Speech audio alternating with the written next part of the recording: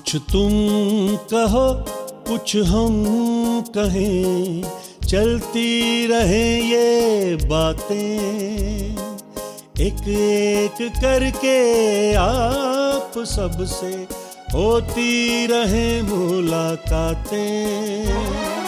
बोलते आईने, बोलते आईने।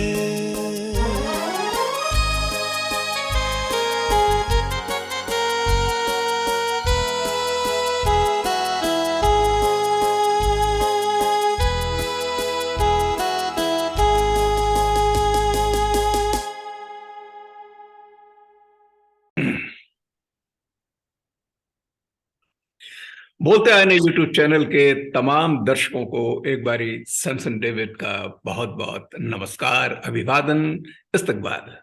दोस्तों, इस वक्त जहां पूरी दुनिया से लोग जुड़े हुए हैं और ये एक विशेष हमारी एपिसोड जो आज हमने मुनक्किद की है, पूरी दुनिया से जो लोग देख रहे हैं, मैं एक बारी फिर से बताना चाहूंगा कि बोलते आए ने यूट्यूब चैनल का विशेष एक मकसद जो रहा है यह है कि इंडियन सब कॉन्टिनेंट की जो सॉफ्ट पावर है, इस सॉफ्ट पावर को प्रिजर्व, डॉक्यूमेंटेशन करके और उसको बहुत ज्यादा पूरी दुनिया में फैलाना, क्योंकि इसी से ही शांति, जिसे हार्मनी या पीस कहते हैं, वो पैदा होती है। तो उसी श्रेणी में हमारे बहुआयामी इस प्रोग्राम में, जिसमें music, dance, theatre, fine arts, literature, literary, cultural, human cultural values, तमाम का समावेश होता है।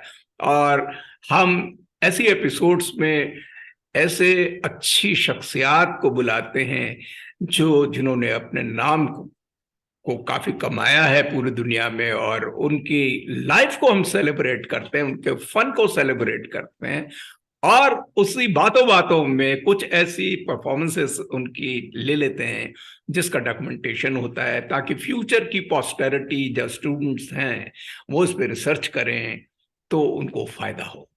अलावा इसके एक खुशी का मौका होता है संगीत विशेषकर, और संगीत में जब ताल वाद्य का नाम आता है तो एक बड़ा नाम जो कंटेम्पररी हमारे स्टेज पे है, उसमें हमारे डॉक्टर कुमार ऋषितोष, जो कि तबला जगत के एक महत्वपूर्ण हस्ताक्षर हैं। आपका बहुत बहुत वेलकम डॉक्टर साहब, आपका बहुत बहुत हम स्वागत करते हैं बोलते हैं कि इस महफिल के अंदर।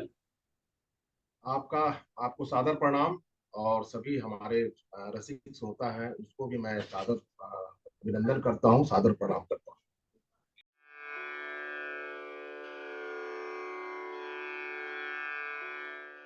डॉक्टर कुमार ऋषितोष तबला जगत के एक ऐसे महत्वपूर्ण हस्ताक्षर हैं जिनमें कई मौलिक विशेषताएं समाहित हैं। बनारस घराने के विश्वविख्यात तबला महर्षि पंडित छोटेलाल मिश्र जी के सुयोग्य शिष्य हैं। आपको दिल्ली विश्वविद्यालय में तबला डिग्री पाठ्यक्रम स्थापित करने का श्रेय भी दिया जाता है। सहायक प्रोफेसर के रूप में कार्य करते हुए इन्होंने तबला कोर्स को काफी ऊंचाई एवं लोकप्रियता प्रदान की है। इनकी कई पुस्तकें, लेख एवं शोध पत्र प्रकाशित हुए हैं। संगीत के क्षेत्र में उत्कृष्ट कार्य हेतु आपको अनगिनत पुरस्कारों, जिनमें तालमणि, ताल गौरव, ताल चक्रवर्ती, संगीत रत्न, संगत सृष्टि, संगीत साधक एवं ताल भक्ति अवार्ड जैसे विभिन्न उपाधियों से पुरस्कृत एवं सम्मानित डॉक्टर ऋषितोष भारत सरकार के संस्कृति विभाग से जूनियर एवं सीनियर फेलोशिप अवार्ड भी प्राप्त कर चुके हैं। आपने अमेरिका के ग्रेनेल कॉलेज के संगीत विभाग एवं आइवा यूनिवर्सिटी में तबला शिक्षण का कार्य भी प्रशंसनीय रूप से किया है। तो प्रस्तुत है डॉक्टर ऋषितोष जी के द्वारा कुछ परन, तबला और पखावज पर बजने वाली वो विशेष रचना जिसे प्रत्येक कलाकार अपनी सृजन क्षमता व कल्पना से श्रृंगारिक, ओजस्वी एवं विद्वतापूर्ण साहित्यिक संवाद, भावमय बोलों को प्रकट कर रस का निष्पादन हो, वो परन कहलाती है। वैसे तो परन के बहुत ही प्रकार हैं, जिसमें प्रमुख हैं गज परन, मेघ परन, शिव स्तुति, गणेश स्तुति, सरस्वती स्तुति, दुर्गा स्तुति आदि। आज आप अपनी प्रस्तुति का प्रारंभ गणेश परन से कर रहे हैं और दूसरी प्रस्तुति सरस्वती परन है। जिसकी रचना आपके गुरु बनारस घराने के मूर्धन्य विद्वान एवं रचनाकार पंडित छोटेलाल मिश्र हैं। आपने इसकी प्रस्तुति अपने वरीय गुरु भाई पंडित गिरेंद्र चंद्र पाठक जी से प्राप्त की है। तो प्रस्तुत है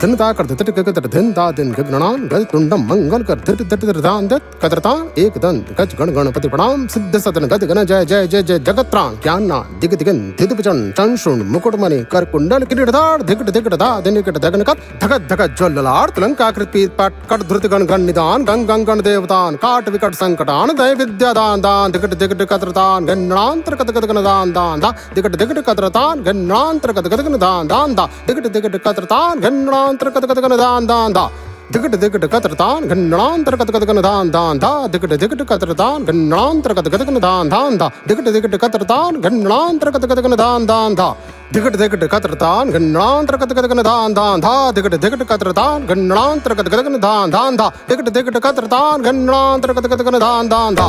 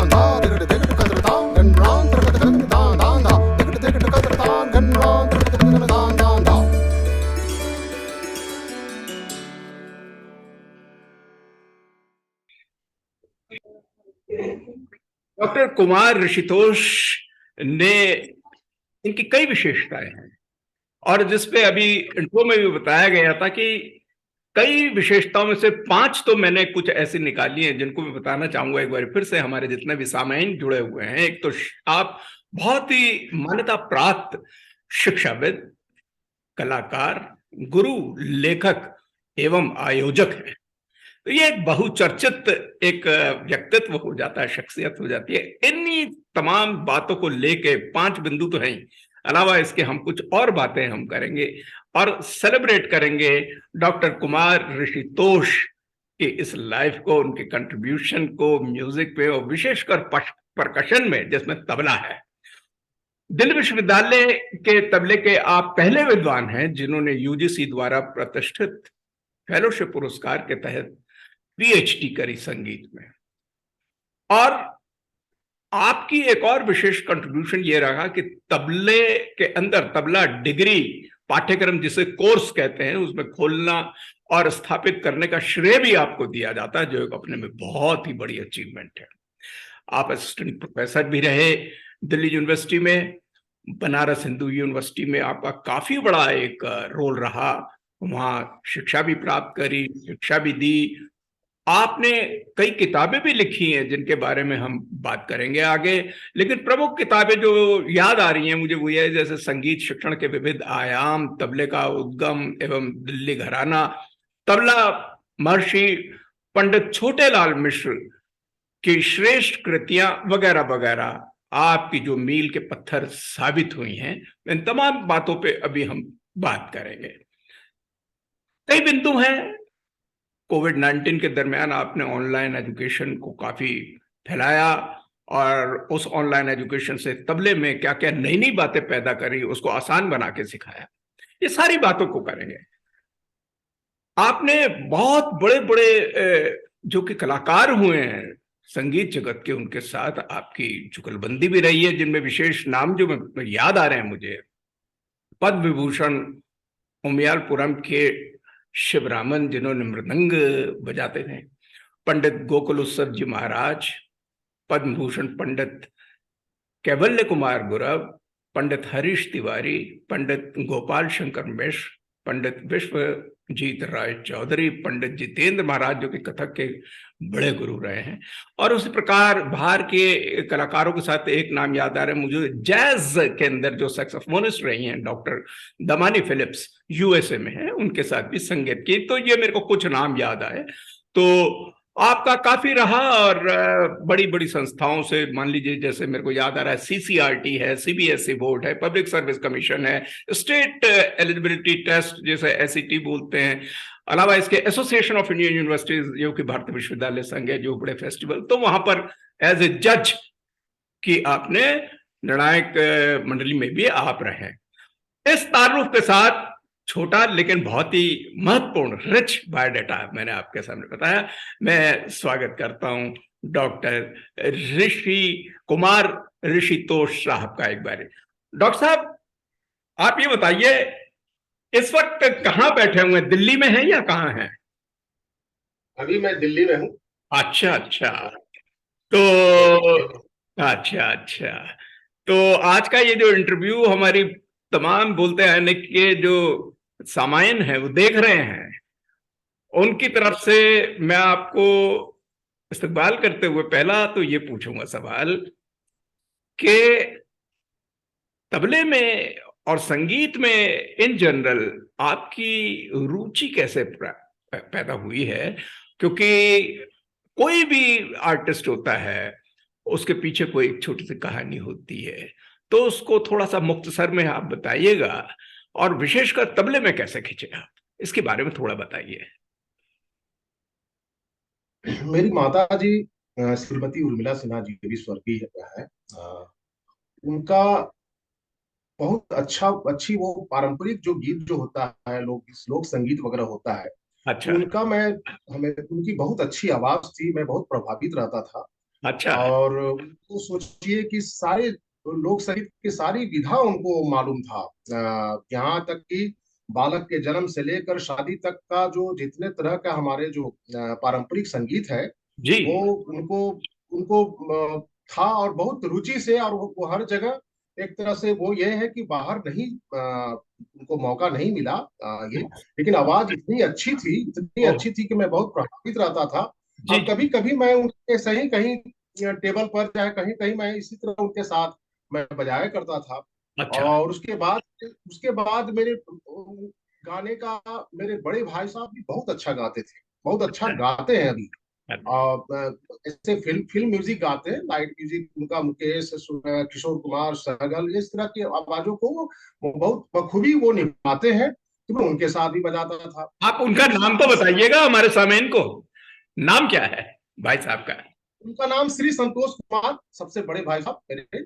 अच्छा और उसके बाद ऐसा संजोग हुआ कि हमारे घर पर मेरे पापा बनारस गए तो हारमोनियम लेके आ गए, अच्छा और तबला भी लेके आ गए। तो अच्छा उस समय क्या हुआ, जब हारमोनियम पहले लेके आए, तो मेरी सिस्टर सीखना शुरू की कि भाई चलिए। तो आते थे टीचर, तो उस समय वो तबला के साथ संगत करते थे।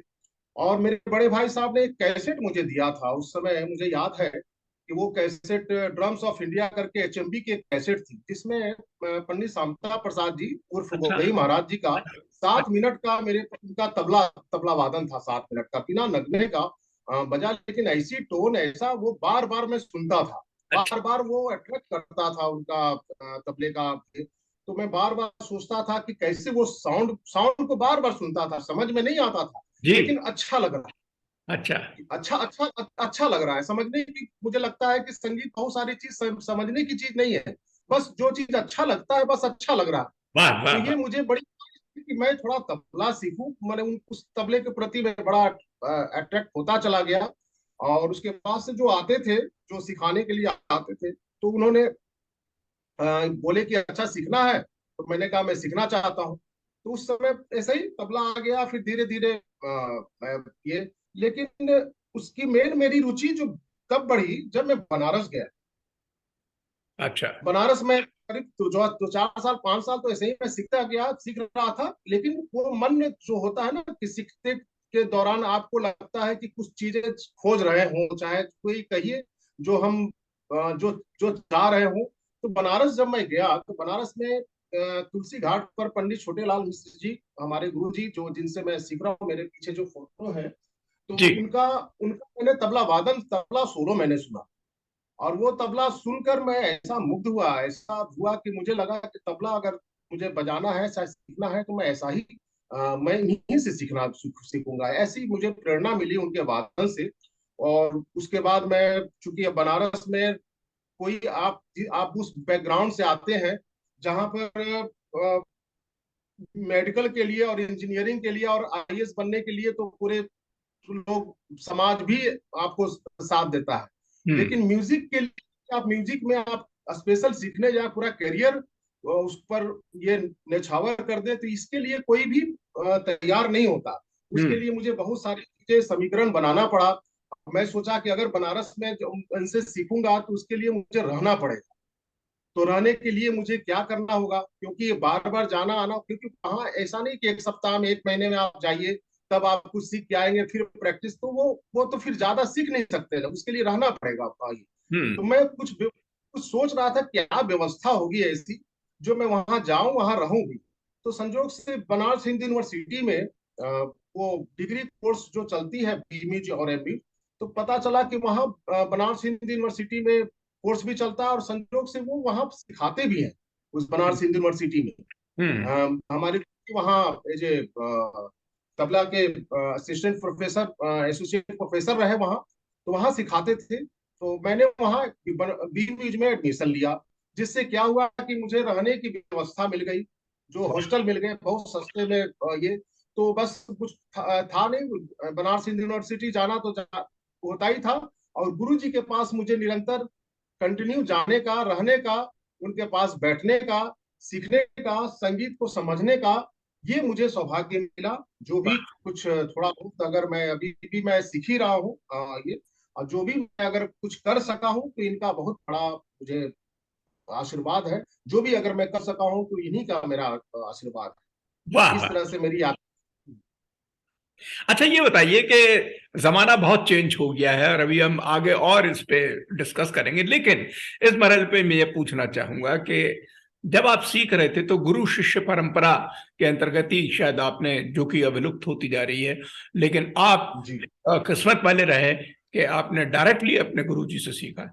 गुरु जी के बारे में थोड़ा सा बताइएगा, उनकी विशेषताएं बताइएगा, और गुरु शिष्य परंपरा के बारे में बताइएगा कि उसकी अहमियत हमारे संगीत जगत के जितने भी स्टूडेंट्स हैं, रिसर्चर्स हैं, उनके लिए कितनी है। छोटा सा इस पे भी प्रकाश डालिए।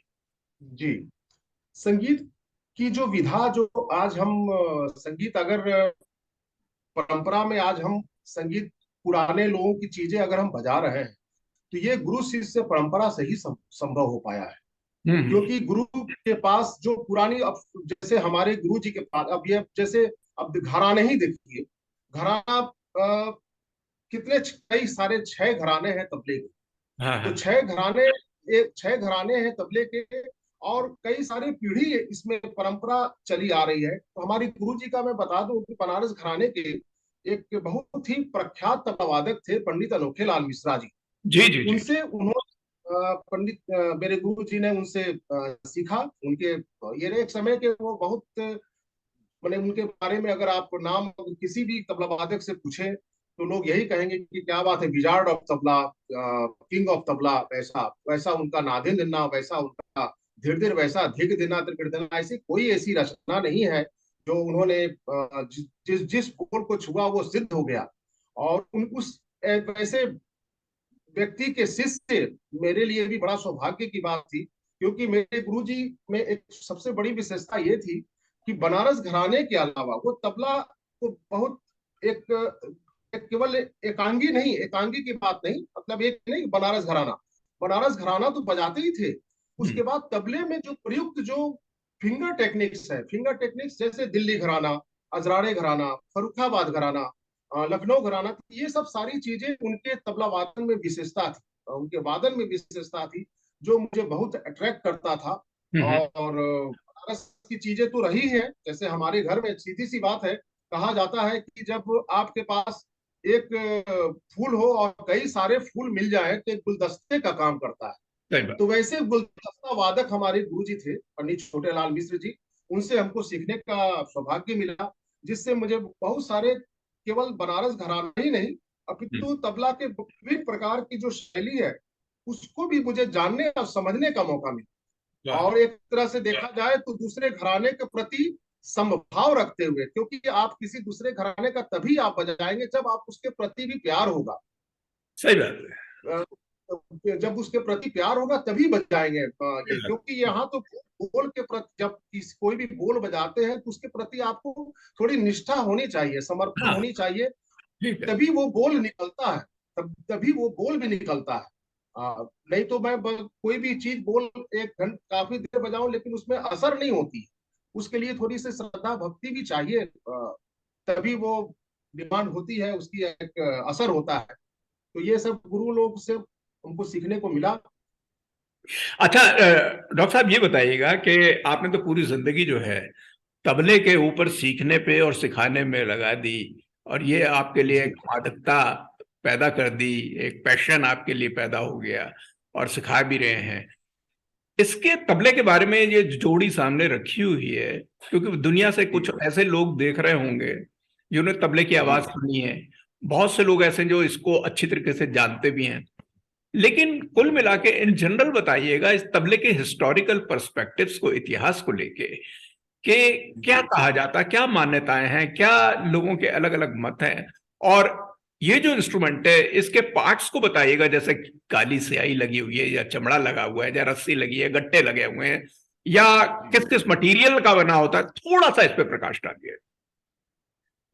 देखिए, तबला के जन्म के बारे में तो बहुत सारी भ्रांतियां हैं, लेकिन हमारे पास जो एक प्रत्यक्ष रूप में जो प्रमाण मिलते हैं, तबला जोड़ी बात तबला के बारे में जो प्रमाण मिलता है, क्या होता है कि कोई भी कलाकार, किसी भी युग का कलाकार क्यों ना हो, हाँ। वो या तो मूर्ति कला हो, स्कल्पचर, जो भी आर्टिस्ट है वो कहीं ना कहीं अपने समय का, अपने युग का प्रतिनिधित्व करता है। मुझे बिल्कुल लगता है कि हर कलाकार अपने युग का प्रतिनिधित्व करता है। बिल्कुल तो आज हम जितने केव देखते हैं, जितने गुफाओं में बहुत सारे जो मूर्ति और स्कल्पचर देखते हैं, उस समय के जो भी तत्कालीन जो हमारे मूर्तिकार थे, वो जी समाज में जो भी घटित हो रहा है जी उसको वो कहते थे, उसको वो सब उसको एक तरह से प्रिजर्व करके रखते थे, उसको संग अपना वो जो देखते थे वो उसको रखते थे। जी। ऐसे बहुत सारे आपको बादामी केव है, आपको या आपको अजंता एलोरा में है। तो ये एक जोड़ी वाद्य मिलता है। इसके पहले का मैं इतिहास ये बताना चाहूंगा हाँ हाँ। कि वो तबला की उत्पत्ति के बारे में, कि एक स्वाति मुनि थे, जो नाट्य शास्त्र में इसका वर्णन भी है। ईसा पूर्व नाम नाट्य शास्त्र एक लिखा गया आचार्य भरत जी के द्वारा। तो हम्म उसमें एक स्वाति मुनि थे। तो हम्म स्वाति मुनि जब स्नान के लिए जब तालाब जा रहे थे, तालाब को वहां संस्कृत में पुष्कर बोलते हैं, जी। तो पुष्कर नहाने जा रहे थे। तो हम्म। नहाते वक्त बहुत जोर से बारिश हो रही थी, अच्छा। और जब बारिश हो रही थी तो कमल के पत्ते पर वो टप टप जो बूंदे गिर रही थी बारिश के, वो उस ध्वनि को वो सुन के बहुत रंजक, उनको बहुत आनंद मिल रहा था। तो उन्होंने सोचा कि इस तरह की ध्वनि का अगर निर्माण किया जाए, इस तरह ये किसी वाद्य पर, तो कितना अच्छा रहेगा। तो उन्होंने फिर एक विश्वकर्मा जी के सहायता से वो त्रिपुष्कर वाद्य का निर्माण किया। त्रिपुष्कर वाद्य, जो चूंकि वो पुष्कर में इसकी कल्पना की गई थी, तो त्रिपुष्कर वाद्य जैसे आंगिक, ऊर्ध्वक एवं आलिंग, ऊर्ध्वक और आलिंग ऊपर की तरफ मुख था, और आंगिक ये ऐसे था, लेटा हुआ जो था उसी के ऊपर, चूंकि मिट्टी से निर्माण किया गया था, मिट्टी द्वारा निर्माण किया गया था, तो बोला जाता है मिट्टी द्वारा निर्मित अंग उसको बोलते हैं मृदंग। अच्छा तो वो मृदंग, हाँ, वो मृदंग उस समय से चला रहा है। ये वैसे त्रिपुष्कर वाद्य था, उसका नाम आंगिक, ऊर्ध्वक और आलिंग्य था। जी। लेकिन क्या होता है कि एक मिट्टी का होगा एक समय में, उसकी एक मिट्टी का, तो भारी भी होगा। मुझे लगता है कि जाने आने ले जाने में दिक्कतें आती होगी, तो बाद के समय में ऊपर का जो है ऊर्ध्वक और आलिंग्य वो हम्म अलग हो गया। हम्म और और अलग हो गया। और जो आंकिक है, आज हम जो पखावज देख रहे हैं, हाँ जो मृदंग जो देख हाँ रहे हैं, हाँ हाँ मृदंगम जो देख रहे, मृदंगम या जो भी जितने खोल जो जो जिस रूप में जहां गया वो वाद्य, उस रूप हाँ में उसका नाम हो गया। और एक तरह से कहा जाए तो आज उसका मृदंग का परिष्कृत रूप है। हाँ हाँ हाँ, जी। उस आंकिक का परिष्कृत रूप हम देख रहे हैं आज मृदंग का। हम्म। बाद के समय में वो जो जो जोड़ी ऊर्ध्वक और आलिंग्य था, वो क्या हुआ कि बाद के समय में वो लोक में चला गया, लोक संगीत में चला गया। अच्छा। तो लोक संगीत में चला गया। लेकिन ये सब जितने जो मैं बता रहा हूँ, ये सब स्कल्पचर, ये सब साक्ष्य आपको अभी भी अजंता, एलोरा, बादामी की गुफाएं, ये सब बहुत सारी जगह मैंने अपने जो दूसरी पुस्तक आई है हाँ हाँ तबले का उद्गम, उसमें मैंने ये हाँ चर्चा और साक्ष्य के साथ मैंने दिया है हाँ हाँ। इस बात आपने जो को। अब यहाँ पुस्तक एक दिखाया है डॉक्टर ऋषितोष, वो पुस्तक आपके पास है जी क्या? अभी हम दर्शकों को दिखा जी सकेंगे? है, हाँ वो प्लीज उसके पुस्तक है बारे में भी बताइएगा। जी। ये तो बड़ा ये अच्छा है है तबले, आपने। हाँ ये तबले का उद्गम और एवं दिल्ली घराना, ये वाह वाह वाह इंसाइक्लोपीडिया में वाह, बहुत इसका अच्छा, नाम है। क्या बात है, बहुत अच्छा है। और बहुत अभी ये मेरा ये पहला प्रयास है दिल्ली घराने पर। अच्छा। ये दिल्ली घराने पर एक तरह से बहुत सारे लोग पहले नाराज भी हुए कि आप बनारस घराने के हैं, तो बनारस घराने पर अरे काम करना चाहिए। सही बात है, सही बात है। कुछ लोगों का था कि भाई मैं नाम नहीं लूंगा, लेकिन आप बनारस घराने के हैं तो बनारस घराने पर काम करना चाहिए। लेकिन इस पर काम करने के लिए मेरे गुरु जी ने ही सुझाव दिया, अच्छा।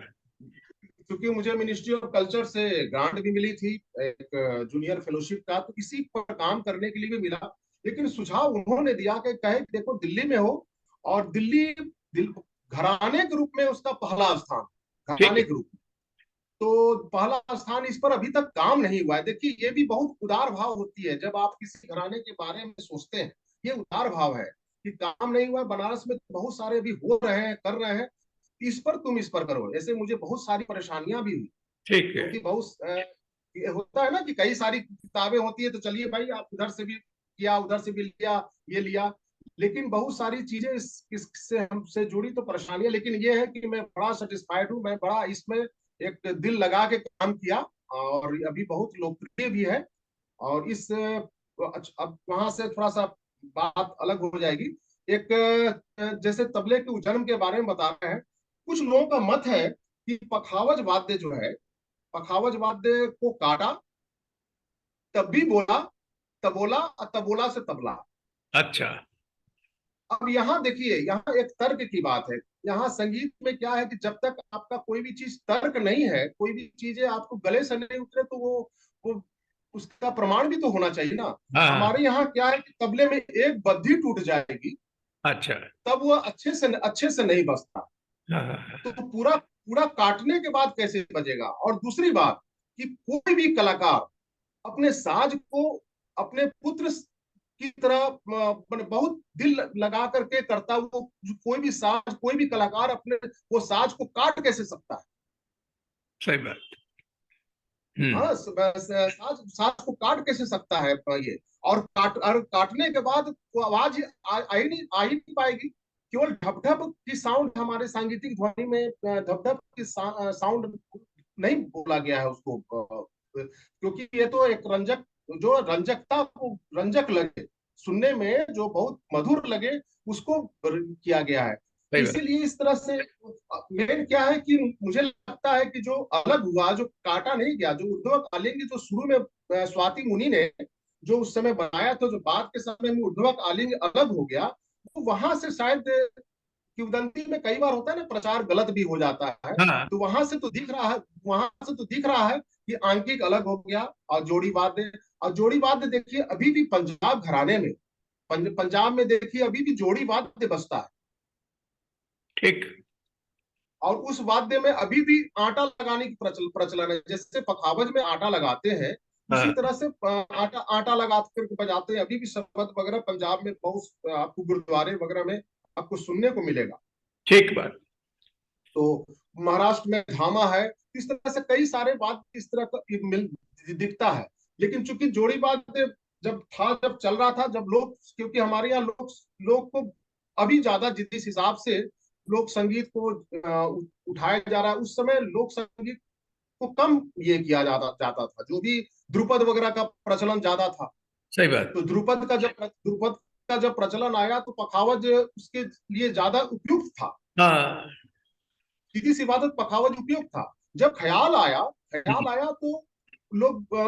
आया तो सीधी सी बात है कि जब भी कोई एक्सपेरिमेंट होता है तो आपके सामने अगल बगल कोई वाद्य यंत्र होता है, तभी आप उस पर एक्सपेरिमेंट करते हैं। ठीक बात है।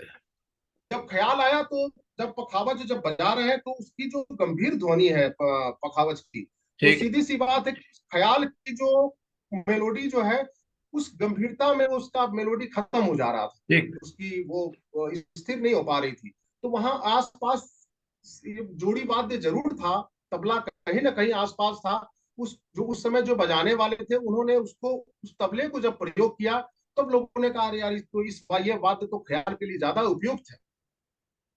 सही बात, बिल्कुल सही। नहीं, हाँ हाँ हाँ हाँ। तो ज्यादा उपयुक्त है। और आज देखिए, आज ये तबला इतना लोकप्रिय वाद्य है, उत्तर भारत का देखा जाए तो अवनत वाद्य का अभी इतने लोकप्रिय वाद्य है हाँ जो हाँ। विश्व पटल पर इसकी पहचान है।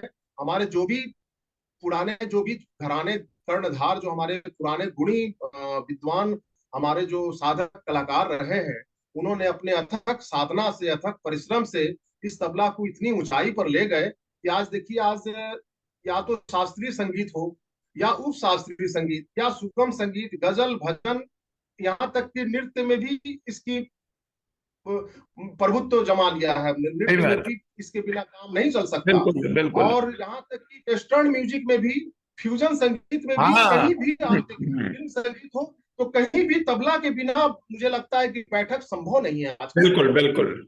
इसके बारे में कंटेम्पररी जो कुछ आपने भी कंट्रीब्यूट करा है कि कुछ नयापन आपने कुछ पैदा करा, जैसे वेस्टर्न म्यूजिक का आपने लगा दिया, या नए तरीके के कुछ छंद हैं, कुछ निकास हैं, वगैरह वगैरह, आपने बड़ा इसके अंदर करा, उसके बारे में बताओ।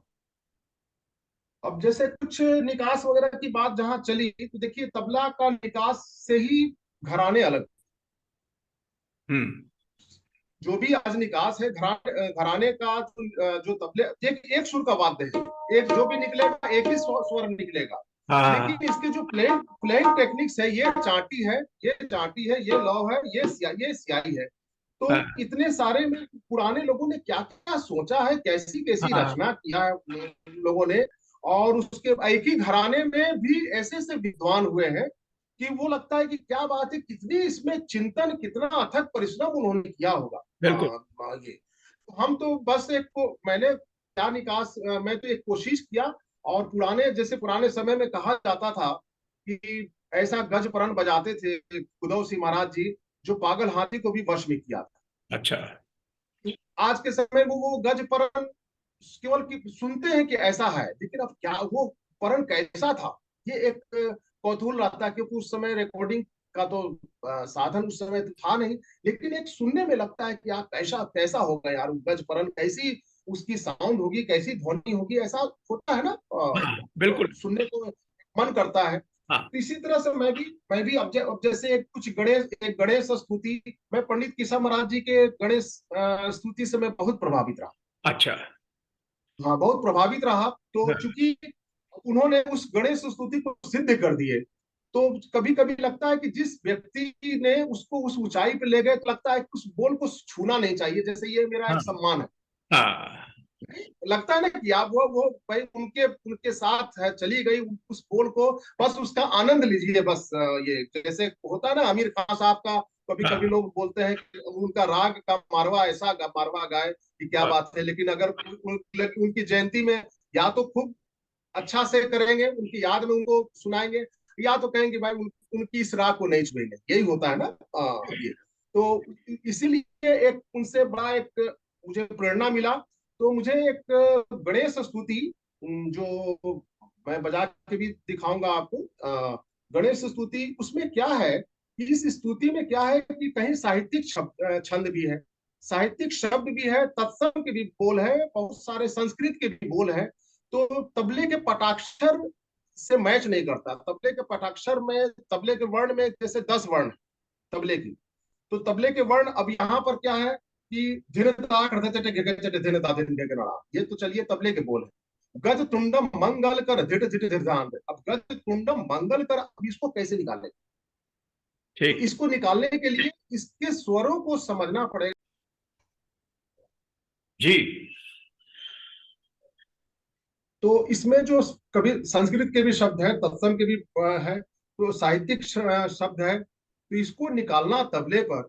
हाँ अब एक सुर का वाद्य है, तो इसको सोचिए कि इसके जो ध्वनि का जो अल्पत्व और बहुत्व है, हाँ इसको ध्यान में रखकर उसको बड़ा कंट्रोल करके बजाना होता है। देखिए, हम एक छोटा सा एक बात कहना चाहेंगे हाँ कि राग में कभी कभी देखते होंगे किसी स्वर की छाया हो जाती है तो दूसरा राग बन जाता है। हाँ हाँ हाँ, बिल्कुल है। नहीं, दूसरा राग बन गया। हाँ तबला तरंग अच्छा, राग तब होता है जब तबले में बोलते हैं कि तबला तरंग में राग बजता है, तो चूंकि वो कई सारे स्वर हैं, लेकिन एक सुर में स्वरों को कंट्रोल करके उसके नाद का कितना उतार चढ़ाव जो है उसको ध्यान में रखकर तभी वो बज सकता है, तभी उसको ध्यान में, तो एक कोशिश है, एक कोशिश किया। क्योंकि एक हम ये भी रचना, बहुत सारी रचनाएं हमारे, वो जो मैंने किताब लिखा है, तो मेरे गुरुजी एक बहुत बड़े रचनाकार के रूप में भी बहुत अच्छे कलाकार, तो उस कोटि के विश्व प्रसिद्ध कलाकार तो थे ही। जी उन्होंने ऐसा कोई कलाकार अपने समय में, ऐसा कोई कलाकार नहीं था कि देश विदेश में उन्होंने कार्यक्रम नहीं किया हो और नहीं किसी के साथ नहीं बजाया। मतलब ऐसा कोई ऐसे कलाकार जो भी बनारस में आते थे, चाहे वो बाहर भी, तो जी। सभी उनके संगत की मांग मांग करते थे। सोलो क्या के बात। साथ, सोलो जी आते थे, संगत की मांग करते थे। जी और जी। उनकी सबसे विशेषता थी, उनकी बहुत अच्छे अच्छे शिष्य रहे, सब शिष्य की अलग अलग अपनी विशेषता है। और एक हमारे गुरु भाई हैं, मुंगेर में रहते हैं, पंडित गिरिन चंद्र पाठक जी, अच्छा बहुत अच्छा तबला बजाते हैं। तो उनसे उन्होंने बहुत सारी स्तुति उन्होंने सीखा, अच्छा। पंडित गिरिन चंद्र पाठक जी ने गुरु जी से। तो जी। उनसे ये मुझे स्तुति उनसे प्राप्त हुई है, क्योंकि एक अच्छा। होता है कि जहां से मिला तो कम से कम उनका नाम जरूर लेना चाहिए। नहीं बिल्कुल तो अब बिल्कुल। जैसे अब गणेश स्तुति में देखिएगा शब्द कैसे कैसे जा रहे हैं। जी जी जी। धिनता धिनता धिनता गज तुंडम मंगल कर धिट धिट धिट दान दे कदरतान एक दन गज गण गणपति प्रणाम सिद्ध सदन गद गण जय जय जय जय जगत राम वाह। जानना दिग दिग दिग विजन चन सुन मुकुट मणि कर कुंडल किरीटार धिक धिक ता धिक धिक धक धक ज्वललाट तिलंगा कृति कर क्या धृत बात। गण वाह निधान वाह गण वाह गण देवता वाह आठ विकट संकटान दय विद्यादान दा धिकट धिकट कदरता धिंदराधा धिकट धिकट कदरता धिंदराधा धिकट धिकट कदरता धिंदराधा। वो गणेश स्तुति परण है। धिनता करते धिनता दिन के गणनान गज तुंडम मंगल कर धिट धिट धिरतान धित कदरतान एक दंत गज गण गणपति प्रणाम सिद्ध सदन गद गण जय जय जय जय जगतराम ज्ञानना दिग दिगन दिग्विजन चन शुंड मुकुट मणि कर कुंडल किरीटधार दिगट दिगट धा दिनकट धगनका धगत धगत ज्वललाट तिलंका कृति पर कट धृत गण गण निधान गंग गंग गण देवतान काट विकट संकटान दय विद्यादान दान दिगट दिगट कदरतान गिन्नराण धा दिगट दिगट कदरतान गिन्नराण धा दिगट दिगट कदरतान गिन्नराण धा। अब इसको मैं बजा के दिखाना चाहूंगा। धिनता करते धिनता दिन गगनराम गज तुंडम मंगल कर धिट धिट धिरदान दे कदरतान एक दंत गज गण गणपति प्रणाम सिद्ध सदन गद गण जय जय जय जय जगतराम ज्ञानना दिगदिगन दुतिपचन चन शुन मुकुट मणि कर कुंडल किरीटधा दिगट दिगट धा दिनकट धगनकत धगत धगत ज्वललाट तिलंका कृति पर कर दुर्दे गण गण निदान गंग गंग गण देवता काट विकट संकटान दय विद्यादान दा दिगट दिगट कदरतान गिन्नराण दा दिगट दिगट कदरतान गिन्नराण दा दिगट दिगट कदरतान गिन्नराण दा।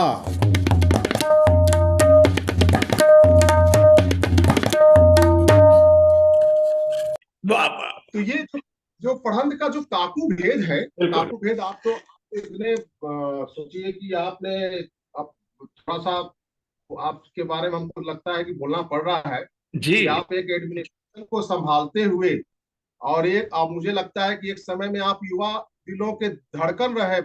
ये आपने इतना यूथ फेस्टिवल ऐसे ऐसे किया अच्छा। कि जवाब नहीं। और वैसा ही आप संगीत में भी आप बहुत। अच्छे अच्छे से दखल अंदाजी रखते हैं। मैं थैंक यू, मैं चूंकि थैंक यू। जी जी जी। क्वेश्चन आंसर के दरमियान मैं बोल नहीं पाया। हाँ और ये जो आप काम कर रहे हैं, ये एक बहुत ही एक तरह से मुझे लगता है ऑनलाइन कोविड-19 के समय से भी आपका ये काम चल रहा है। हाँ ये हाँ हाँ। और इसमें एक तरह से इतने लोगों को इसमें मुझे लगता है कि बहुत सारे लोगों को इसमें जुड़े हैं और बहुत लोगों को ज्ञान मिला है। हाँ, कभी और तकरीबन 125 हमने ऐसे लोगों को बुलाया आर्टिस्ट को, अभी तक 125 जी कंटिन्यूस जी जी, प्रोग्राम क्या बात है। बिना रुके चल रहा है, और भी करेंगे जी। और और जब आपका मुझे आदेश मिला, मैं तो आदेश ही कहूंगा, जब आपने आदेश किया कि भाई मुझे आना है, बहुत तो मैं बहुत कहा कि चलिए ये तो मेरे लिए बहुत सौभाग्य की बात है। बहुत नहीं नहीं, आप खुद भी बड़े कलाकार हैं और आपको छोड़ा नहीं जा सकता है। जी जी जी जी तो ये एक है। जी। और इसमें देखिए एक निकास निकास की बात आई। मैं हाँ इसलिए हाँ बोला कि आप इतने अच्छे समझते हैं, इसीलिए आप देखिए आपके मंच पर हर प्रत्येक कलाकार आ रहे हैं। हाँ ध्रुपद जी के भी जी। आ रहे हैं, ख्याल के भी आ रहे हैं, मृदंग के भी आ रहे हैं। तो हाँ, और उस और बल्कि मुझे लगता है कि मैं जो भी बोला आपने मुझे निकलवा दिया। मैं बहुत क्या अल्पत्र, मैं बात। बहुत ज्यादा वाह वाह जानकारी नहीं है वाह, मैं बहुत बहुत शुक्रिया। बहुत बहुत हाँ, थैंक यू वेरी मच। ये बात है। तो ये आपकी प्रतिभा है। जी अगर मैं जी जी। बजा भी पाऊंगा तो आपकी प्रतिभा है। थैंक यू और वेरी मैं मच। कोशिश करता हूँ, ये मैं गुरु जी से मुझे ये गुरु जी की रचना है, मैं हाँ कोशिश हाँ करता हूँ। अब देखिए एक एक बोल मैं बताता हूँ। ठीक है जैसे ठीक है। धिन ता करधते घेगते धिन ता धिन के गणा वाह गज तुंडम मंगल कर धिट धिट धिट दान दे गजतान एक दंत गज गण गणपति प्रणाम सिद्ध सदन गद गण जय जय जय जय जगत ज्ञाननाथ दिग्गन बुद्धिभजन चंद शूर्ण मुकुटमणि कर कुंडल किरीटधार टिकट टिकट धा दिन दगन का जो लला दिशा कर टिकट तक से गणना कंकन कंन देवता का संता सज प्रदान धा टिकट टिकट धा धा टिकट टिकट धा धा धा टिकट टिकट धा गिनता था। वाह तो ये सब निकास, वाह वाह। ये हाँ हाँ हाँ। धन्यवाद। जी जी ये जी। ये निकास सोचिए कि ये एक ये निकास अगर मैं कर पाया तो कहा जाता है कि अगर आपको अच्छे गुरु से अगर अच्छी शिक्षा मिली है जी, तभी ये संभव है कि तबले को भी जुबान आ जाती क्या बात है, क्या बात है। बहुत बड़ी बात है। कही। क्योंकि तबले तबले को जुबान तभी आएगी जब आप अपने गुरु के प्रति समर्पित रहेंगे।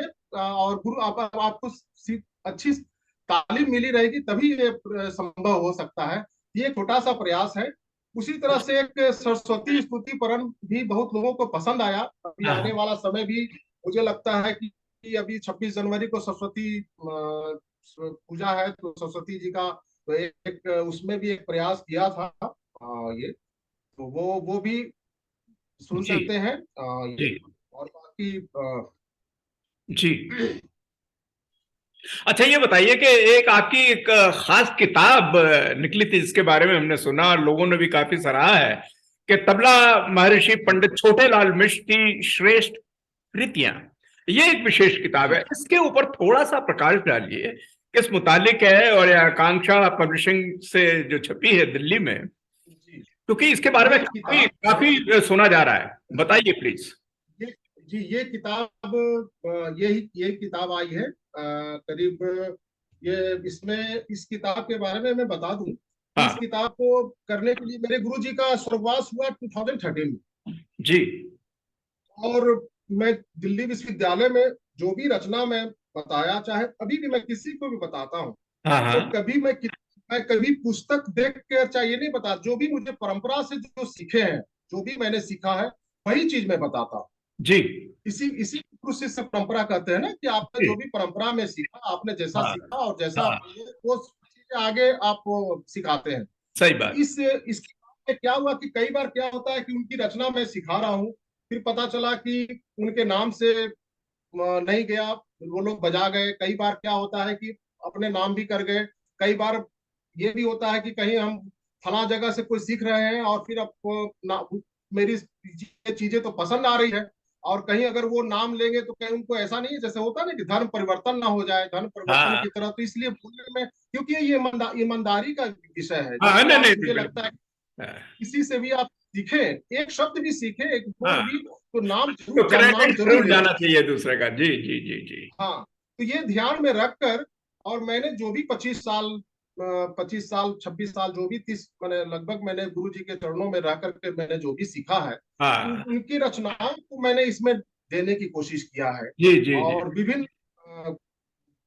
विभिन्न ताल, विभिन्न घराने का उनका जो, उनकी जो सोच रही, वो रचनाओं को मैंने देने की कोशिश किया है। करीब इसके पेज भी, मुझे लगता है कि मैं जब कोशिश किया था, इसके लिए मुझे मिनिस्ट्री ऑफ कल्चर से ग्रांट भी मिला, हाँ और हाँ। ये 362 पेज गया है ये। अरे वाह वाह वाह वाह, काफी बड़ी बात है। 362 पेज वाह वाह वाह, काफी बहुत है। मुबारक मुबारक, आपको मुबारक। धन्यवाद धन्यवाद धन्यवाद। क्या बात है। और तो बहुत सारे जगह से मुझे फोन आते हैं कि किताब मुझे कैसे मिलेगी, ये पुस्तक कैसे, तो इस तरह से। और क्योंकि बहुत सारे अभी तो विदेश में भी जो तबला बजा रहे हैं, उनको भी हिंदी बहुत अच्छी आती हाँ हाँ हाँ हाँ हाँ हाँ। है, बहुत अच्छी आती है अभी। और लेकिन कुछ जो नए हैं, चाहे जो, तो वो लोग कह भी रहे हैं इसको इंग्लिश में भी कीजिए, तो देखेंगे आगे क्या होता है। लेकिन इसकी बहुत सारे लोगों ने इसको पसंद किया है, ये बहुत बड़ी बात है। हमारी जो भी मेहनत है, हमारे जो हाँ भी हाँ हाँ, सीखा, बस हम उनके, बहुत अच्छा। मुझे भी लगा कि उनकी विद्या ऐसे ना चला जाए। एक पार्ट, वो भी मैं एक पार्ट मैंने दिया है, क्योंकि क्या बात। बहुत सारे अभी है, तो अगर मैं जी और भी देता तो हो सकता है ये किताब फिर दूसरा भाग में चला जाता। जी जी जी जी जी जी जी विभाग जी के लिए जी। मैं देखूंगा, नेक्स्ट टाइम मैं देखूंगा, क्योंकि बहुत सारे है ना संगत के, कैसे होनी चाहिए, कैसे चलन है, पेशकार है, अलग अलग बहुत सारे हैं। इसमें जो जितना मैं दे सका, लेकिन आने वाले समय में देखेंगे, फिर दूसरा पार्ट के लिए मैं देखूंगा उनके, क्योंकि उनके स्तुति है, छंद है, बहुत सारे परणों का उन्होंने बनाया था, तो ये सब सारा नेक्स्ट बुक में मैं देने की कोशिश करूंगा। Beautiful beautiful. अच्छा ये बताइए डॉक्टर कुमार ऋषितोष साहब के, आपको सोशल मीडिया पे काफी हम देखते हैं, और आजकल जमाना ही सोशल मीडिया का, बल्कि पिछले 3 साल से तो ऐसा बुरी तरीके से सोशल मीडिया पूरी दुनिया में छा गया है, अच्छे बुरे जी दोनों जी जी प्रभाव। जी। लेकिन आपका अच्छाई में ये चल रहा है कि आपका एक महामृत्युंजय मंत्र को हमने बड़ा देखा है, तो उसके बारे में थोड़ा जी। बताइए, क्योंकि कई जगह ये बात देखी गई कि आपका बजाया हुआ बहुत लोगों ने प्रशंसा की है। उसके बारे में थोड़ा बताइए और डिमॉन्स्ट्रेट भी कीजिएगा प्लीज। देखिए, महामृत्युंजय मंत्र पूरे संस्कृत के शब्द हैं इसमें। अब अच्छा इसमें तबले के सिलेबस नहीं है, तबले के बोल नहीं है। अच्छा अच्छा। लेकिन वही मैं बोला कि इसको मैं कोशिश किया, एक ध्वनि को एक सुर के वाद्य में बहुत मुश्किल होता है, हाँ हाँ। जहाँ बजाना, तो जी एक कोशिश किया, वो भी मैं करता हूँ। और विगत अगर जो सोशल मीडिया पर मैं बताया, तो चूंकि ऑनलाइन भी मैंने वेबिनार्स बहुत किए, कई हाँ सीरीज मैंने हाँ वेबिनार्स किया। हाँ और उसके बाद से नेशनल इंटरनेशनल वेबिनार भी मैंने किया। तो इस हाँ वजह से कोविड-19 के संक्रमण काल में, तो हाँ। इस वजह से, चूंकि अब उस समय तो हमें तो अवसाद, जो बहुत अवसाद पीड़ित लोग हैं, तो उसको उबारना भी था, और उससे बहुत लोगों को फायदा, संगीत और योग को ध्यान में रखकर हम्म। मैंने कोविड-19 के समय में वेबिनार और ये सब किया। अब मैं आपको एक जो महामृत्युंजय मंत्र जो बता रहे हैं, वो मैं कोशिश करता हूँ, प्लीज। वो देखिए उसका, मैं खुद पढ़ूंगा, पढ़ के आपको जी सुनाऊंगा। ठीक है ठीक है। महामृत्युंजय मंत्र को तबले के निकास से इसका जुबान देने का अभिप्राय यह है कि मेडिकल साइंस ने रिसर्च किया है कि अगर दवा के साथ इस मंत्र का नित्य श्रवण किया जाए, तो जो सिर्फ मेडिसिन ले रहे हैं उनके वनिस्पत रिकवरी रेट उनसे ज़्यादा है। मेरे द्वारा बजाया इस ब्रह्मांड में इसका गूंज कुछ पॉजिटिव एनर्जी का संचालन हो और कुछ लोगों को लाभ पहुंच सके, मानव का कल्याण हो, इसको ध्यान में रखकर एक कोशिश है।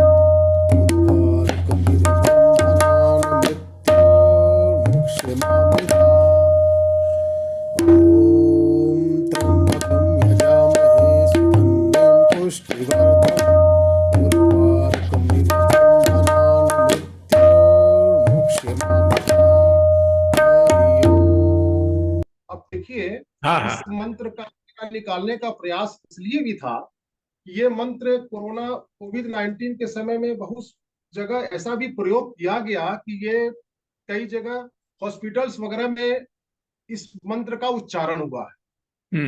तो वो इस मंत्र के बारे में बोला जाता है कि जो अगर वो कंटिन्यू अगर कहीं बोला जा रहा है, चाहे इसका उच्चारण हो रहा है, तो उससे जो भी आपका जो एक आकस्मिक माने मृत्यु को भी उसको रोका जा सकता है। इस मंत्र में ये विषय, तो मैं कोशिश किया कि एक तबले को एक जुबान देने की इस मंत्र के जी माध्यम जी से। जी, हाँ हाँ, नहीं आपने बताई ये बात जुबान देने की। जी, जी तो ये एक कोशिश है कि अगर मान लिया कि अगर मैं इसको कभी कभी थोड़ा ऐसा ही तो हमारा पूजा, ये तो एक तरह से हमारी साधना भी एक पूजा ही है। तो हाँ हम अगर पूजा के माध्यम से इसको थोड़ा सा एक शुरुआत में भी अगर हम ये कर दें और उसकी वायुमंडल में कहीं ना कहीं ये ध्वनि, कहीं ना कहीं नाद किसी के लिए अगर अच्छे के लिए अगर काम कर जाए तो और इसमें क्या, ये तो यज्ञ है, यज्ञ में ये मेरी एक आहुति ठीक है। है, हाँ हाँ, नहीं आहुति बहुत है, मैं अच्छा, बहुत अच्छा। कोशिश किया और आपने अप्रिशिएट किया, इसके लिए बहुत बहुत धन्यवाद आपको। अच्छा डॉक्टर साहब, ये बताइएगा कि अभी आपने एक बिंदु टच करा और वो बड़ा ही बिंदु इंपॉर्टेंट है कि कोविड-19 के दरमियान या कोरोना वायरस जब फैला 3.25 साल पहले, तो दुनिया जो है बिल्कुल तहस नहस तरफ चली गई। दुनिया का हर शोबा है, चाहे वो खाने पीने का हो, चाहे वो डांस म्यूजिक लिटरेचर का हो, या काम धंधे का हो, चाहे रेडी लगाने वालों का हो, वगैरह कोई भी चीज ले लीजिए, सब लोग बिखर गए। जी जी संगीत जी के जो लोग हैं विशेषकर, उन पे तो एंटरटेनमेंट इंडस्ट्री तो बिल्कुल ठप हो गई उस वक्त।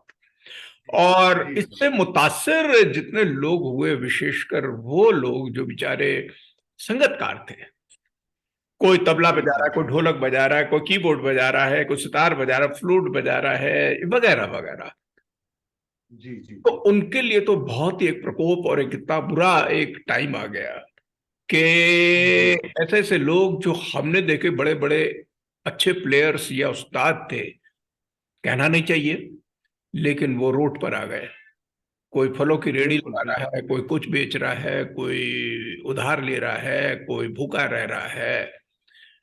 ये इस चीज को आपने कैसे महसूस किया? और उस वक्त आपने ऑनलाइन एजुकेशन से कई वर्कशॉप करी, लेक्चर डेमोन्स्ट्रेशन करे वगैरह, उस मंजर को थोड़ा सा बताइए ताकि हमारे आगे तक जो हमारा कुछ इस पे स्ट्रेटजी बने, प्लानिंग बने, और उसको कैसे रोका जा सकता है, समाया जा सकता है ऐसे बुरे वक्त से, इस पे कुछ प्रकाश डालिए। उस समय क्या था कि जिस हिसाब से कोविड-19 का जो संक्रमण काल जो चला, और उस समय मुझे लगता है कि संगीतकार क्या, मुख्य कलाकार भी इससे अछूता नहीं रहा। जी जो क्योंकि कार्यक्रम का जो एक मंचीय व्यवस्था जो होती है, जहां लोग 6 डिजिट में जी जी जहां कार्यक्रम कर रहे हैं जो कलाकार हैं, जी उनको भी वो सब मंच, और ऐसी हो गई कि उस समय जीवन ऐसा हो गया जैसे लग रहा है कि बस किसी तरह अपना अपनी रक्षा हो सके, अपनी प्राण बच सके। एक तो जी इस पर सोचना हुआ, दूसरी बात की बहुत सारे लोग जो कंटिन्यू जो फ्रीलांसर आर्टिस्ट हैं, जी उन पर तो होगा ही, तो उसका हाँ एक असर तो होगा ही। तो उस तनाव को कम करने के लिए एक तरह से देखा जाए, एक कोशिश मैंने किया जिसमें हमारे साथ बहुत सारे लोग जुड़े भी, बहुत सारे लोगों ने सहयोग किया। तो संगीत और योग पर मैंने एक वेबिनार कोशिश किया उसको तनाव से मुक्ति के लिए, क्योंकि क्या होता है कि हम्म अवसाद की स्थिति में जब आदमी जब तनाव मुक्त होता है, तो संगीत और योग ही ऐसा माध्यम है जो आदमी कम से कम विचलित नहीं होता है। ये हाँ बात है, हाँ विचलित नहीं होता है। जैसे आपने भी, मुझे लगता है कि इस तनाव को कम करने में आपकी भी एक यज्ञ की आहुति कम नहीं गई है।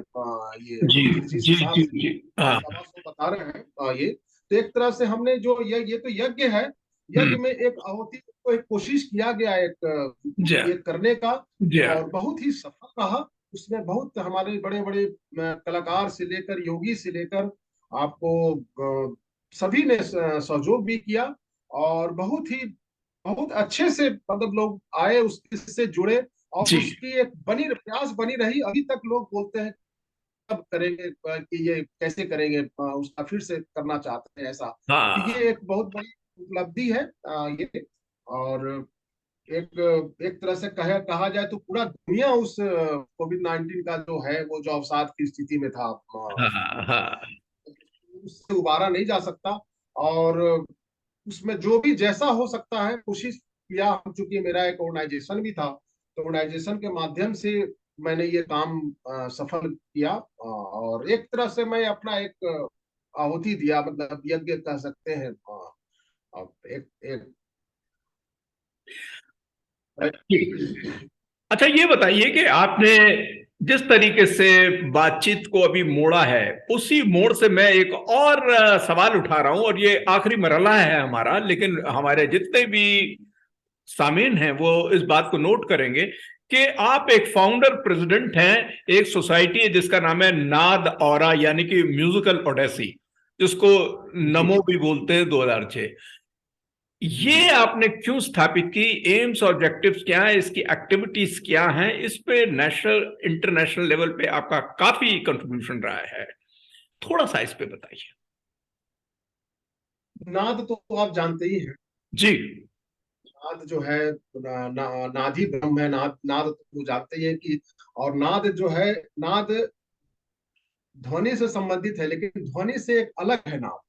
हम्म। नाद को एक संगीत में ही नाद को समझा जा सकता है और जाना जा सकता है। जी जी तो जी। ये नाद औरा, औरा है, लैटिन शब्द है। औरा का मतलब आभा होता है।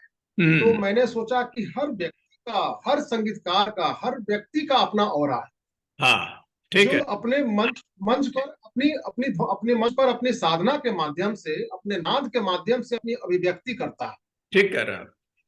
है ना। तो वही इसी बिल्कुल। को ध्यान में रख नाद औरा मैंने रखा। म्यूजिकल ओडिसी वो इसलिए रखा कि ये भी संगीत के क्षेत्र में अगर आप आ रहे हैं तो ये भी एक साहसिक कदम है, जी एक यात्रा है, साहसिक यात्रा है। तो जी। इसको ध्यान में रखकर मैंने एक छोटी सी शुरुआत किया, ये 2006 में।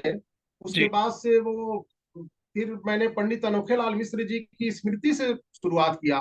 जी। तो धीरे धीरे बहुत सारे लोग उससे जुड़ते गए। जुड़ने हाँ के बाद मैंने अपनी जी का फिर अभिनंदन भी मनाया, उनके जीवन काल में मैंने अभिनंदन भी मनाया। और म्यूजिशियन को क्या चाहिए, कहीं ना कहीं एक अवसर होने से उसमें क्या है कि जो बडिंग आर्टिस्ट है, नए उभरते कलाकारों को इसमें मंच तो मिला ही है, हम्म। हमने बड़े बड़े कलाकारों को इसमें सम्मान भी किया है। और अच्छा। वो भी जो भी बड़े कलाकार हो, बड़े उत्साह के साथ वो हमारे कार्यक्रम की शोभा बढ़ाए हैं, और हमने उनका सम्मान भी किया है। जी। और हमने इस ऑर्गेनाइजेशन के तहत बहुत सारे नए प्रतिभावान कलाकारों को भी मंच मिला है। हम्म। और इस बहाने मैंने नेशनल म्यूजिक फेस्टिवल, फिर इंटरनेशनल इंडो जैज कंसर्ट भी मैंने किया। एक दो देश को जोड़ने के हैसियत से, दो सांगीतिक यात्रा होता है ना, दो देश को सांगीतिक संगीत के माध्यम से जोड़ने के ये से एक इंडो जैज कंसर्ट मैंने किया था। वो भी बहुत लोकप्रिय रहा। जो अमेरिका से कुछ हमारे म्यूजिशियंस आए थे। फिर इंटरनेशनल योगा डे भी मनाया, जो मोदी जी की थी, एक योगा का, तो उस समय चल रहा था। तो मैंने करीब कई सालों से म्यूजिक, और उसी दिन 21 जून को ही वर्ल्ड म्यूजिक डे भी है। तो मैंने दोनों दोनों मनाया, मैंने योगा डे भी मनाया, वर्ल्ड म्यूजिक डे भी बहुत मनाया। अच्छा है। और इस हम्म। एक यात्रा चल रही है। अभी आपको लास्ट ईयर से मैं चक्रदार एक महोत्सव मैं ऑर्गेनाइज कर रहा हूँ, जी चक्रदार जी महोत्सव। और जी। इसी बीच नेशनल इंटरनेशनल वेबिनार तो हुआ ही है। तो चक्रदार महोत्सव में क्या है कि जैसे ठुमरी उत्सव होता है, ख्याल उत्सव होता है, भजन उत्सव, मल्हार उत्सव होता है, कजरी महोत्सव होता है, और बसंत उत्सव होता है। तो तबला पखाव, ये सब सब गायन विधा से संबंधित है। तो तबला पखावज की रचनाओं पर क्यों नहीं महोत्सव होता? इसको ध्यान में रखकर मैंने चक्रदार की कल्पना किया था, चक्रदार महोत्सव रखने का। क्योंकि चक्रदार का अगर देखा जाए तो बड़ा एक दर्शन है उसका। चक्रदार शुरू होती है परिक्रमा से। वो तीन की परिक्रमा से शुरू होता है। जी और संगीत के विधा में, खासकर उत्तर भारतीय संगीत में, तिहाई का बहुत बड़ा रोल है। जी जी जब जी। भी कोई भी चीज आएगा तो तीन बार आएगा। हम्म। ब्रह्मा, और तीन का बहुत बड़ा महत्व है। ब्रह्मा विष्णु महेश। आपका हमारी जो नाड़ी है, नाड़ी गति है, कीड़ा पिंगला और सुषुम्ना, ये भी तीन है। और तिहाई तो हम अगर मंदिर में भी अगर परिक्रमा करते हैं तो 3 बार परिक्रमा करते हैं, तभी हमारी पूजा और साधना और वो जो परिक्रमा का जो भगवान के प्रति जो भी है आस्था जो वो फलीभूत होती है, ऐसा हमारा मानना है। तो ये तो, और तबला पखावज में तिहाई तो सोचिए कि बहुत ही एक विशेष एक रचना है। उसी का सम्मान करते हुए चक्रधार महोत्सव मैं 2 दिन चित्रकूट में मैंने किया। चित्रकूट में आप ये रामघाट मंदाकिनी नदी के पास जहाँ रामचरितमानस लिखी गई, तुलसीदास जी द्वारा लिखा गया रामचरितमानस, उसी जगह पर एक मंच बनाकर मैंने एक तरह से देखा जाए तो चित्रकूट हेरिटेज प्लेस है, तो सांस्कृतिक संरक्षण एक संवर्धन के लिए वो जगह मुझे लगा कि इसको एक अपने चक्रधार महोत्सव के माध्यम से वहाँ एक अलग जगाया जाए, तो जो बहुत ही लोकप्रिय हुआ। तो 3 दिन का फेस्टिवल किया था, 2 दिन चित्रकूट में, फिर 1 दिन त्रिवेणी में, और आगे भी आने वाले आपको मार्च में भी फरवरी मार्च में ऐसी एक प्लानिंग बन रही है कि इस चक्रधार महोत्सव को, क्योंकि इसकी गूंज बहुत जगह गया, और जी। अभी तक कभी वहां से उत्तर प्रदेश संगीत नाटक अकेडमी के कोलाब्रेशन से हुआ था, और कुछ मिनिस्ट्री ऑफ कल्चर ने भी, संस्कृति विभाग ने भी कुछ सहयोग किया, तो उन लोगों के अभी भी मेरे पास फोन आते हैं कि ये बहुत अच्छा कार्यक्रम किया, इसको अब कंटिन्यू अब कब कर रहे हैं, किस समय कर रहे हैं। कई कलाकारों के फोन आते हैं कि इस समय मैं आपके पास इस कार्यक्रम में आना चाहता हूँ, इस कार्यक्रम में, तो ये एक बहुत बड़ी बात है। और वो चक्रधार महोत्सव मैं अपने गुरु जी पंडित छोटे लाल मिश्र जी, पंडित अनोखे लाल मिश्रा जी, गुरु जी के जो गुरु जी थे, उनको मैं समर्पित करता हूँ, इस महोत्सव को उनके नाम पर करता हूँ, कि जो भी मैंने सीखा है, जो भी ये है, बस उनको याद करते हुए एक संगीत की जो यज्ञ है वो निरंतर चलता रहे। बहुत अच्छा, बहुत अच्छा, ये ध्यान में हाईली रखना। कमेंडेबल, बहुत अच्छा, प्रशंसनीय है। आखिर में डॉक्टर कुमार ऋषितोष साहब, मैं ये आपसे एक मैसेज जरूर चाहूंगा कि हमारी जो अपकमिंग यंगस्टर्स हैं, विशेषकर जो कि हमारे तबले में हैं या परकशन जी में हैं या इन जनरल किसी भी म्यूजिकल विधा से हों या डांस से हों या फाइन आर्ट से हों, फनून लतीफा जिसे बोलते हैं, उससे जुड़े हैं, तो उनको कोई मैसेज ऐसा दीजिएगा ताकि उनका कॉन्फिडेंस बिल्डअप हो और वो एक अच्छा कलाकार बन पाए। तो एक संदेश आप। देखिए, ऐसे तो मैं भी विद्यार्थी हूँ, अभी अपने आप को विद्यार्थी समझता हूँ, और कई बार क्या होता है कि मैं किसी शिष्य को सिखाता हूँ, तो सिखाने के दौरान भी मैं कुछ चीजें सीख जाते हूँ। सिखाने के दरमियान कई बार होता है कि कई 4 शिष्य हैं, तो एक ये मैं अपनी एक अभिव्यक्ति में बता रहा हूँ, जी। तो लेकिन तब भी क्योंकि इस विषय, इस सब्जेक्ट में मैंने जो भी अनुभव अपना किया है, जो भी समय दिया है, और मैं आने वाले युवा पीढ़ी को मैं एक संदेश ये देना चाहता हूँ कि अब देखिए, एक कहा जाता है कि दो हाथ पैर से जो काम होता है उसको मजदूर की श्रेणी में रखा गया। हम्म। ऐसा बोला जाता है कि जो हाथ पैर से काम करते हैं वो मजदूर की श्रेणी में रखा गया। जब दिमाग की शक्ति का योग होता है तब वो कारीगर बनता है, हम्म। Just like engineer. जब उसमें दिल का सहयोग प्राप्त होता है तब वो कलाकार बनता है। तो हम्म। इस विधा में जो भी आए हैं तो दिल से काम कीजिए। मेरा ये कहने का मतलब, जो भी आप काम कीजिए दिल से काम कीजिए। और चूंकि आज का तबला वादक केवल हम्म। संगतकार नहीं है, हम्म। आज का तबला वादक जो मेहनत करके जो भी ये परिश्रम किए हैं, आज का तबला वादक कहीं मुख्य अतिथि की भूमिका में है, कहीं वो लेखक की भूमिका में है, कहीं संगीतकार समीक्षक के रूप में है, कहीं ये आपको म्यूजिक डायरेक्शन संगीत निर्देशक के रूप में है, तो कहीं आपको प्रशासनिक अधिकारी है। विभिन्न विधाओं में आज का तब आयोजक के रूप में है, तो विभिन्न विधाओं में आज का तबला वादक केवल संगीतकार नहीं है, आज का तबला वादक की संभावनाएं बहुत अपार है। आज का तबला वादक आपको विश्व पटल पर वेस्टर्न म्यूजिक के साथ, फ्यूजन के साथ संगत दे रहा है, या कहीं सोलो बजा रहा है, कहीं किसी भी विधा में, कहीं गुरु के रूप में स्थापित है। तो मुझे लगता है कि अगर आप दिल से कोई भी काम करें किसी लिए, तो आप जरूर सफलता हासिल करेंगे। और वाह अपने गुरु वाह। के प्रति जरूर श्रद्धा और निष्ठा जरूर रखें अपने गुरु के प्रति, क्योंकि गुरु, मुझे लगता है जी। कि माता पिता गुरु ये सबसे बड़े ये है, और गुरु का आशीर्वाद मिल जाए तो जी। क्या बात है। गुरु जी। को जी। जरूर हृदय में रख के आप आगे बढ़ें। ये मेरा जी जी। मैसेज है युवाओं को। ये तमाम बातों को हमने सुनकर आज का पूरी जो कि एपिसोड है, बहुत अच्छी एक एपिसोड बनी, एक युवाओं के लिए संदेश भी दिया। डॉक्टर कुमार ऋषितोष साहब जो कि दिल्ली से जुड़े हुए थे, एक मशहूर तबला नवाज और साथ में एक राइटर, कला गुरु और आयोजक। आपसे मिलकर हमें बहुत ही खुशी हुई। बहुत बहुत धन्यवाद डॉक्टर साहब, आपको बोलते आने की टीम की तरफ से बहुत बहुत शुक्रिया। आपको भी बहुत बहुत धन्यवाद जी जो आपने जी हमें अपने मंच पर लाकर हमें जी नवाजा है। इसके लिए जी आपको बहुत हृदय तल से मैं आपको कोटि धन्यवाद करता हूँ। जी जी। याद के बेनिशां जजीरों से, याद के बेनिशां जजीरों से तेरी आवाज आ रही है अभी, दिल में एक लहर सी उठी है अभी, कोई ताजा हवा चली है अभी। धन्यवाद, क्या शुक्रिया। बात है जी। नमस्कार सभी को, मेरा श्रोताओं को मेरा सादर जी।